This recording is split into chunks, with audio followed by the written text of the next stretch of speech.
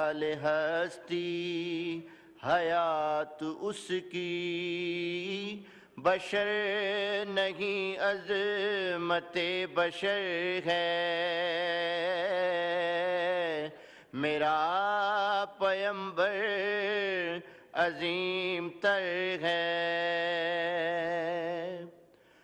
वो शर्ह काम हक ताला वो खुद ही कानून खुद हवाला वो खुद ही कुरान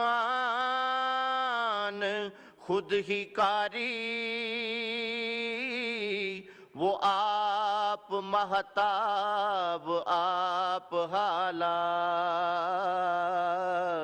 वो अक्स भी है और आईना भी वो खत भी नुक्ता भी दायरा भी वो खुद नजारा वो खुद नजर है। मेरा पैगंबर अजीम तर है।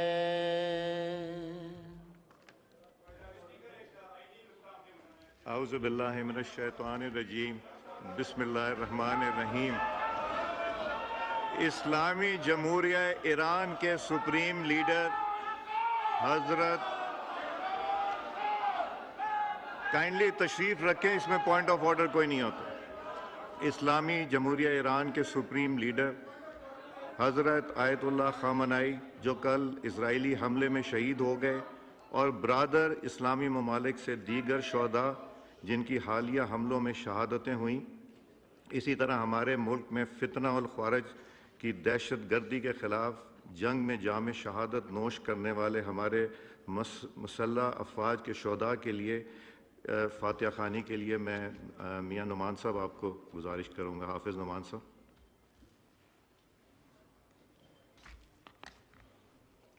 माइक खोलिए।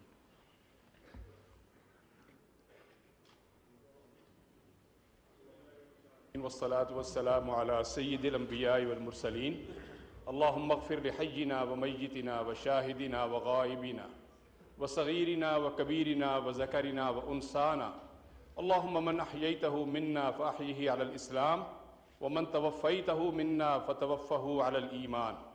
अल्लाहुम्मा अग़फ़िर लहुम वरहमहुम व ला तुअज़्ज़िबहुम व अस्किनहुम फ़िल जन्नह। अल्लाहुम्मा इजअल क़ुबूरहुम रौज़तम मिन रियाज़िल जन्नह।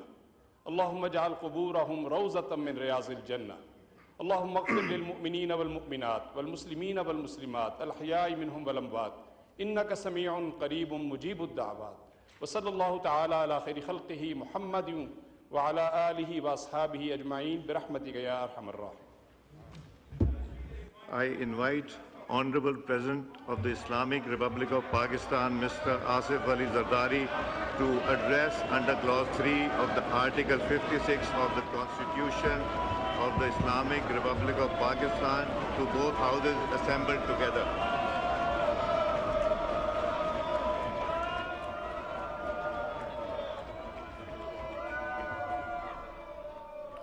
Bismillahirrahmanirrahim. Chairman Senate Sayyid Yusuf Raza Gilani, Speaker of the National Assembly Sardar Ayaz Sadiq, Prime Minister Muhammad Shahbaz Sharif, Honorable Members of the Parliament, distinguished guests, ladies and gentlemen, Assalamu alaikum. It is my singular privilege as your twice elected President to address the August House for the 9th time at the beginning of a new parliamentary year. Each such address is a reminder of continuity of our democratic system and of the responsibility we carry as representatives of people of Pakistan.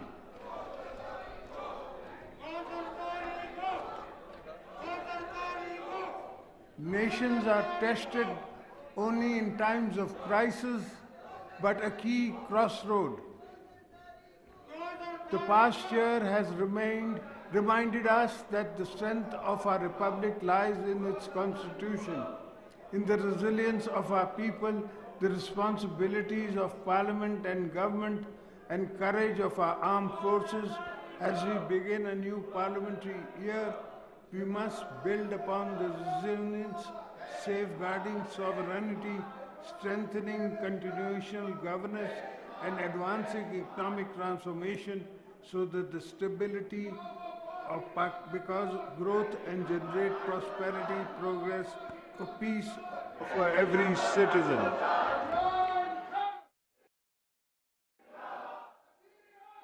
As we gather here today, we stand on the foundation laid by those who shaped our national journey. Quaid-e-Azam Muhammad Ali Jinnah envisioned a democratic state rooted in the constitutionalism and rule of law. Shaheed Zulfikar Ali Bhutto gave this nation in its unanimous constitution. Shaheed Mohtarma Benazir Bhutto strengthened democracy process through sacrifices and exemplary leadership. My own belief in the parliamentary authority does not lie in words alone, but in action that builds our legacy. The last time I was president, I unilaterally returned the powers given to the presidency back to the House of Parliament as envisioned in the 1973 Constitution. Through historic 18th Amendment, today the presidency stands as symbol of unity, of federation, a bridge between federating units and a guardian of constitutional laws, and binds us all.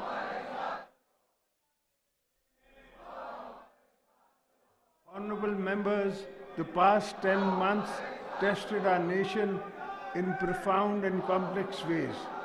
When our sovereignty was challenged on either front, Pakistan responded with strategic restraint and firm resolve.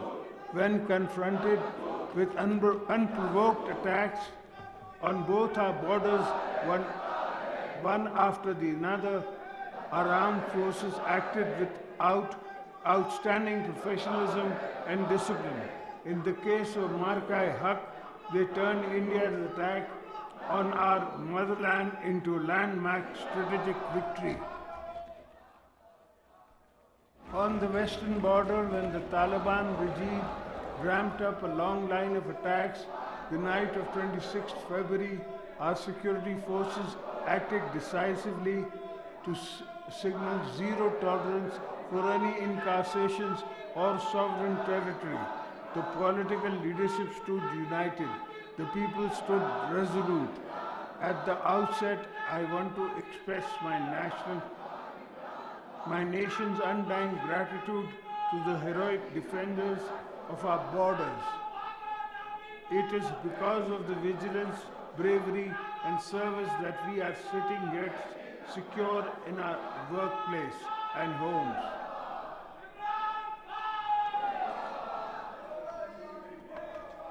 In both successful military encounters, whether short or long, the sacrifices of our army, our forces, navy, rangers, frontier corps, police services, and intelligence agencies will never be reduced to numbers. We only see their action on the media with pride.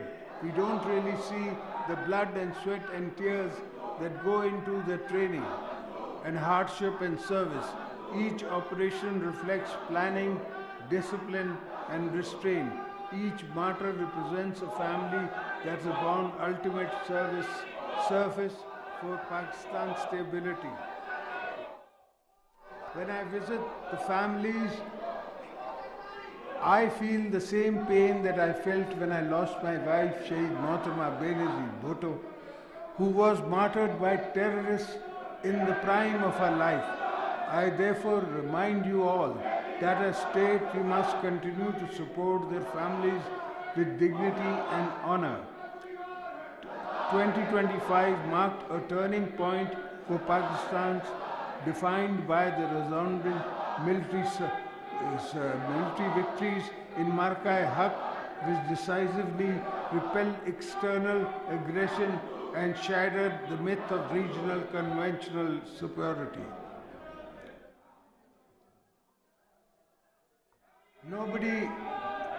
Nobody in South Asia will be free and safe until the Kashmiris win their freedom for Indian occupation.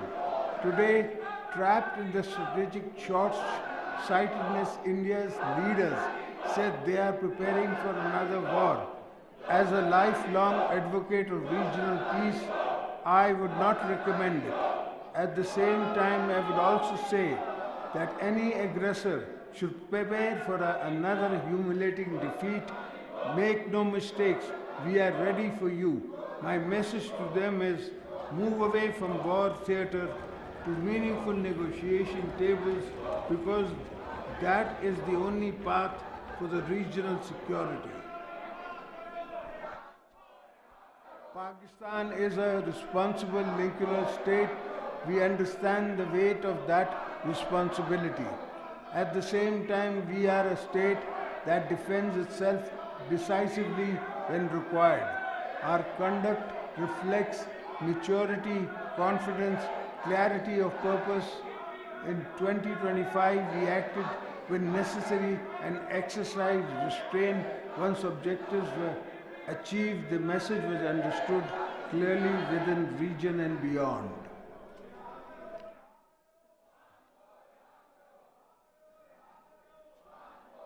In 2026, last week, in fact, when India began to amplify the proxy operations via Afghanistan, the Taliban regime saw with shock and awe what Pakistan can do if pushed past the red line. Until that week, we had tried every possible form of diplomacy to prevent an outbreak of military response to terrorist incursions from Afghanistan, for as war, as always, the last option to state accepts a strike attack on its soil.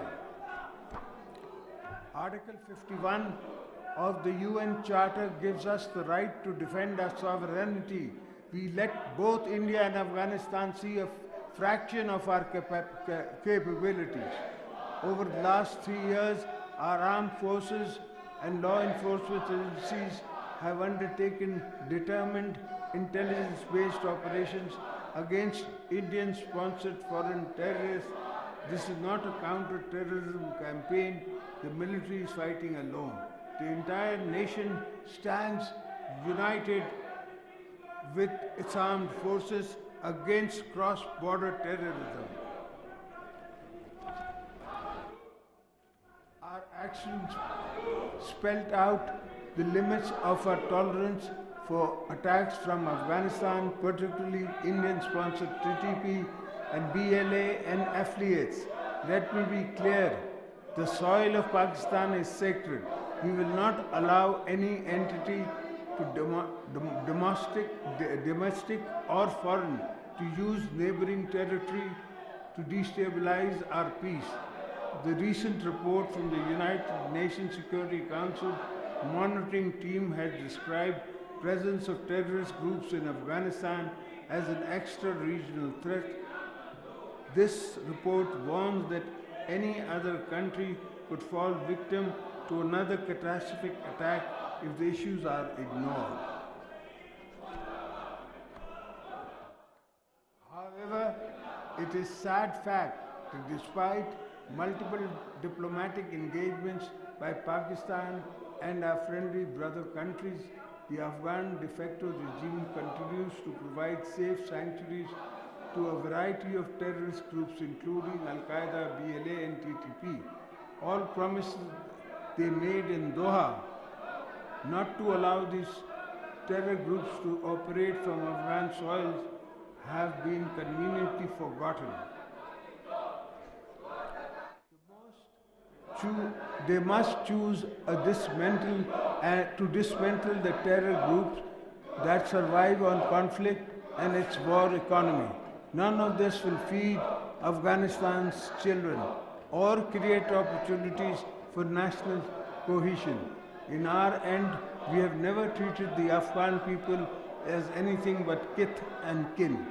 We have never walked away from dialogue. The Afghan people need a break from endless wars. Don't take away the choice of the future of prosperity connected to peace. I would urge them to stop being used by other countries as a battlefield for their ambitions.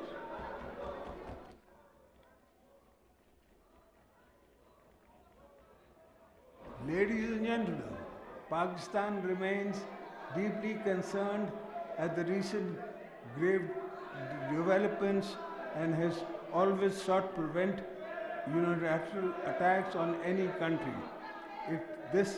In this spirit, we strongly condemn the war being waged on Iran while negotiations were underway. We have reaffirmed our support for sovereignty and territorial integrity of our brotherly nation. I join all Pakistanis to condoling the martyrdom of Iran's supreme leader, Ayatollah Ali Khamenei. May Allah grant him highest place in Jannah.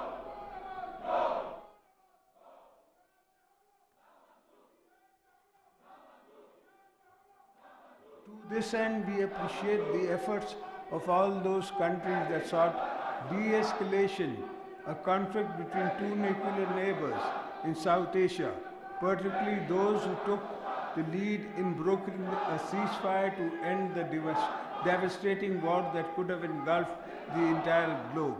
I note with satisfaction that in the past year, Pakistan and US have opened new avenues for strengthening cooperation, investment, and economic partnership.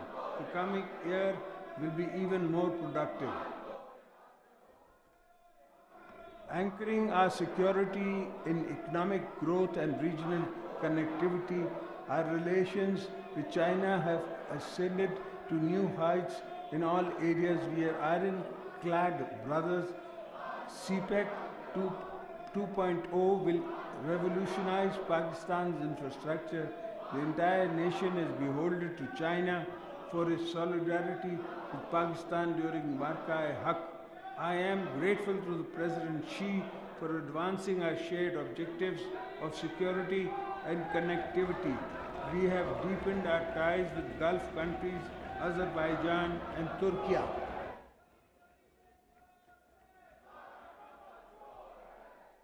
The Pakistan-Saudi Strategic Mutual Defense Agreement is a new milestone in the region.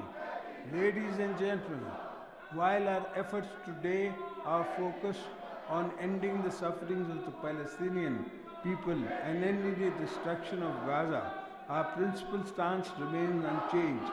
We will continue to support the creation of independent and undivided state of Palestine, with borders as before 1967 and Al-Quds al-Sharif as their capital.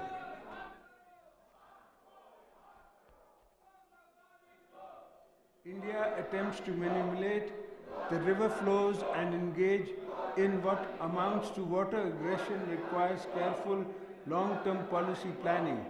India's illegal actions that place Indus Water Treaty in absence is plain and simple. Hydro-terrorism, a weaponization of vital water flows to exert political leverage, the bilateral disregard for international and humanitarian law not only jeopardizes Pakistan's agriculture economy but signals a dangerous escalation in India's strategy to destabilize the region.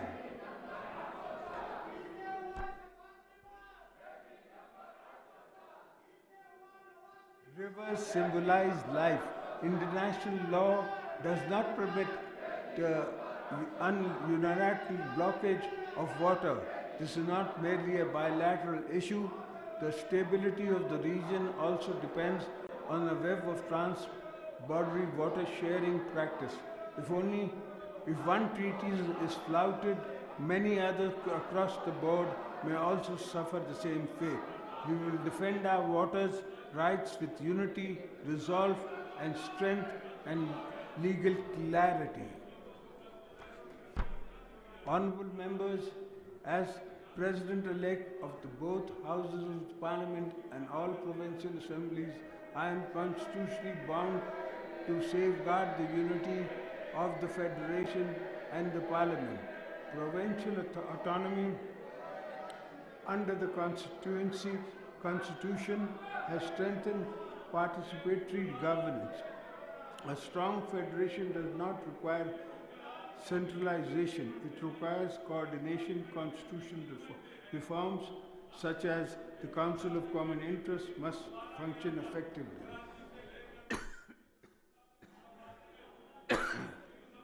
Issues relating to our natural resources, facial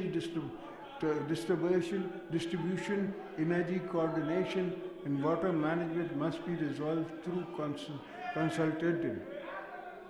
A functioning and harmonious federation also requires an efficient, equitable distribution of resources. I look forward to a just and equitable National Finance Commission award in the coming year. Balochistan has historically deprivation. It deserves special attention. While we continue to dismantle insurgencies fueled by foreign proxies, we are equally focused on addressing genuine social and economic grievances of Balochistan people. Our strategy is Hearts and Minds campaign, ensuring that dividends of our mineral wealth and blue economy reaches the local population first. The people of Balochistan are and must remain full partners in Pakistan's progress.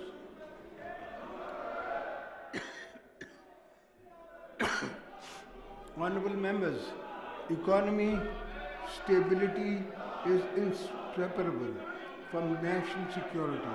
I commend the government for steering the economy out of a virtual collapse it faced in the spring of 2022.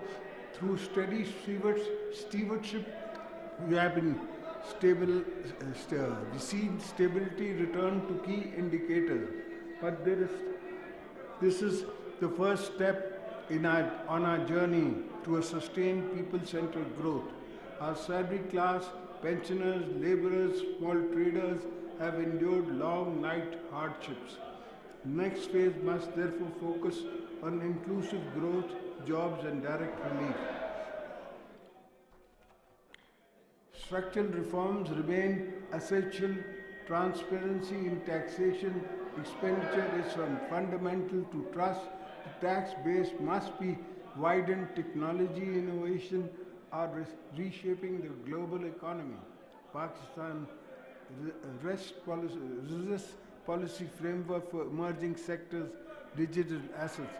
Sustainable platforms have been created to support responsible expansion in these areas. We cannot afford technological isolation. Perhaps no single bottleneck, constraints, or economic potential may then energize the cost. At a time when the world is moving towards clean energy, Pakistan cannot afford to lag behind. Energy reform is not a sectoral issue. It is a precondition for industrial revival. Agriculture anchors food security and rural livelihood. Climate resilience, agriculture, water management, and coordinated policies are strategic imperative. Climate justice remains a principle we will continue to advocate internationally, but it must be visible at home too. Poverty cannot define the experience of our population. While we plan on going forward, our special protection framework, BISP, should grow to empower those of the bottom of the social pyramid. We must continue to dismantle barriers of women progress, ensuring the daughters of Pakistan have the safety, digital access, and financial independence to lead our nation into the future. honorable members, security, economy, constitutional governance, and are interconnected pillars. Weakness is one undermines the other. Strength in one reinforces all. Pakistan has emerged from a period of acute pressure with restored credibility and renewed confidence.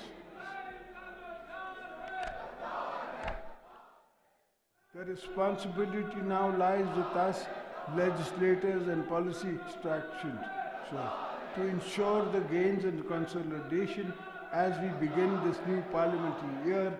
Our priorities must remain clear: protect sovereignty, eliminate terrorism, build on economic stability towards growth and job creation, strengthen federal harmony, and deepen democratic governance. Let us preserve the unity displayed in the moment of trial. Let us institutionalize reforms.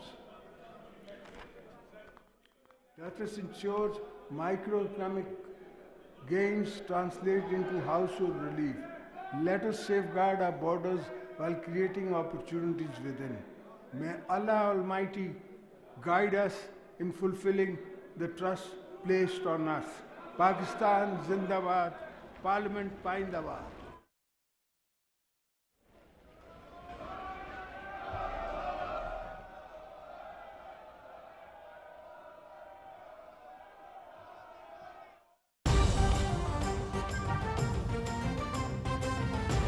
कमाल का शिकवा किया आज मस्जिद में खुदा ने, मांगने ही आते हो कभी मिलने भी आया करो।